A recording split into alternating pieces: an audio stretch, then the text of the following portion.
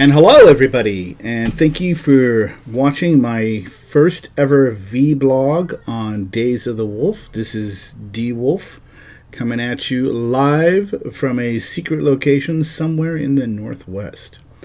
I decided to start up a vBlog, at the end of the month to get everything kind of put on my blog, to tell you a little bit about myself, and it's mostly kind of just talking about tech, talking about the blockchain, talking about artificial intelligence, talking about machine learning, talking about all those geeky things that you love to talk about.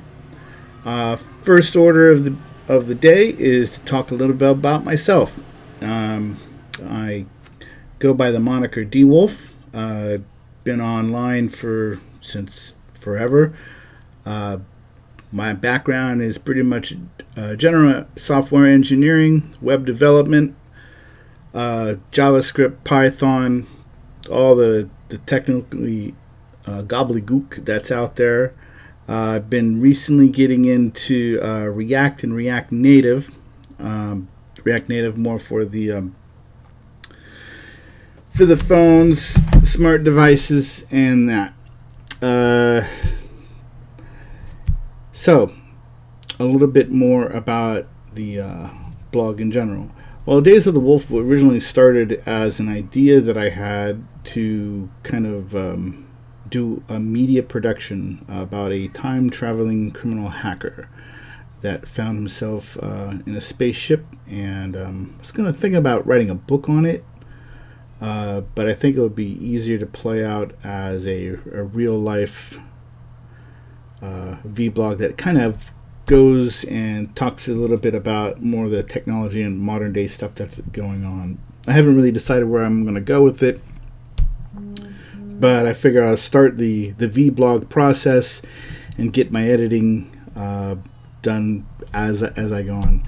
I'm using, in case anybody's interested, OBS, which is a streaming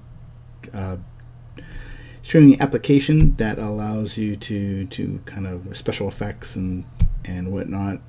You notice that up above is the title Daze of the Wolf. On below, in case anybody's interested, is my tip jar. If you feel like you want to contribute a little bit of Bitcoin or Ether coin to my wallet, I'd deeply appreciate it. It'll help the show.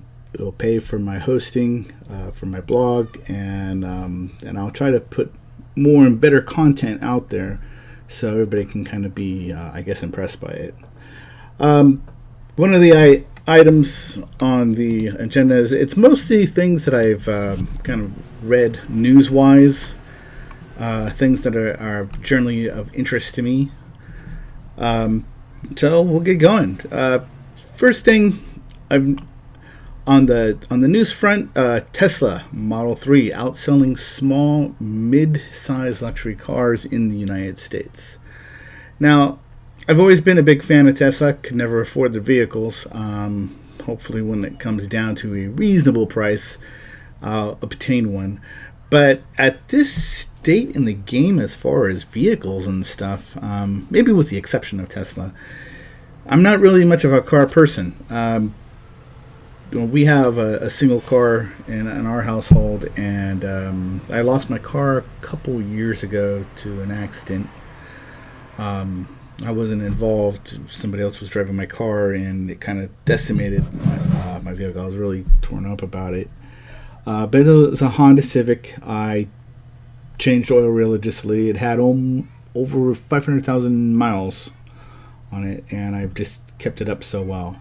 So it was a bummer when I lost it. But Tesla will be my next investment. And I consider that an investment because there's so much involved with it engineering-wise that I'm thoroughly impressed with.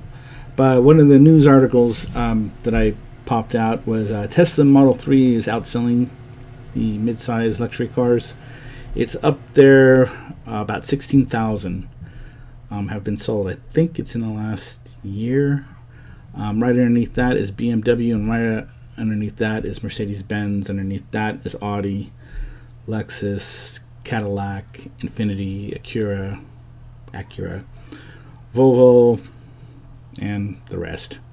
It's interesting that Tesla's number one because I've always been fascinated with the chutzpah that Tesla had in just building out electric vehicles from the beginning. Elon Musk is a genius in my eyes, and really model myself to be more like him. The next thing on the news agenda is OpenAI, the open artificial intelligence instantiated by Elon Musk. They created a dactyl system which gives robots human-like dexterity. So it's probably based on a learning algorithm to manipulate things in a robotic arm, and it learns and it becomes more finessed. It's kind of an interesting little article. I'm going to put all the articles that I'm mentioning in links below, depending where I eventually put this video. It'll probably also be in my blog itself. The next one is actually a very controversial one about 3D gun manufacturing, 3D printing for guns. 3D printing for guns. So, like most people in the United States, they have to register and get a background check. Well, 3D printing kind of throws that out the window. You can download a file if you have the appropriate 3D printer. You can create a polymer synthetic gun that actually works. It fires bullets and the whole thing. No registration numbers. It could be considered a ghost gun, I suppose.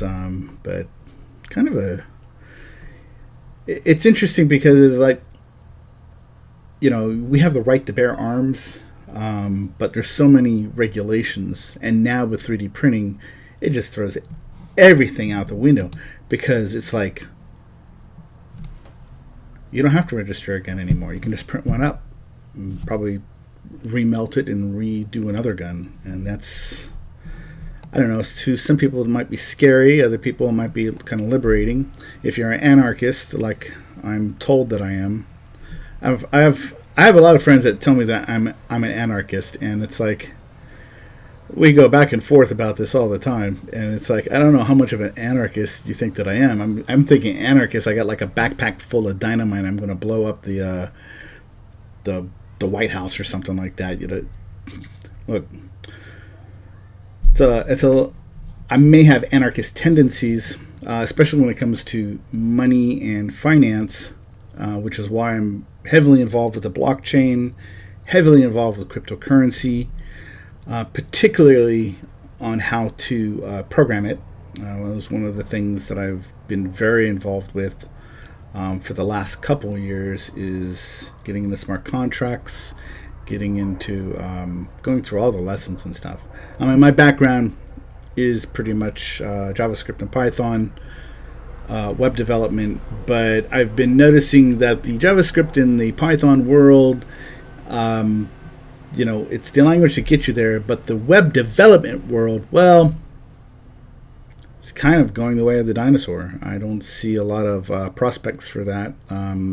The ads I do see are for like bigger companies that have some proprietary modules they want to fit in.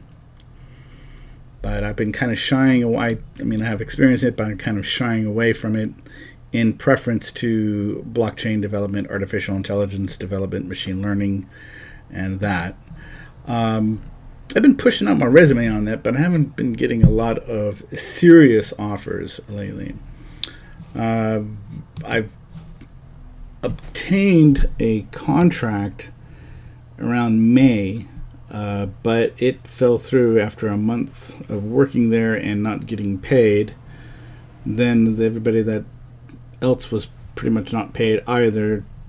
They went out, wanted to strike out on their own, and monies to incorporate, monies to get everything kind of strategized, were asked of me, and I have no source of income, so it's like couldn't pay anything and stuff. And they kind of went their own way and stuff. So I kind of wasted 3 months working for other people that never paid me anyway. So, story of my life, but I guess that's the nature of the beast. I know I'm not the only one that's going through this. A lot of other people are too. But that's that. Anyway, enough of my little rant. Some other interesting news articles, particularly with Mozilla, Intel. Yeah, that was a good one. Rogue Tesla mechanic resurrects salvaged cars. Now, I don't know if he's got formal training. It's an article from the motherboard. I'm a bit of a mechanic myself. I'm particularly into Hondas and Toyotas, especially repairing them and stuff. Pretty much my favorite car. Before I lost my Civic, the Hondas were my absolute favorite. They were well engineered and they ran forever.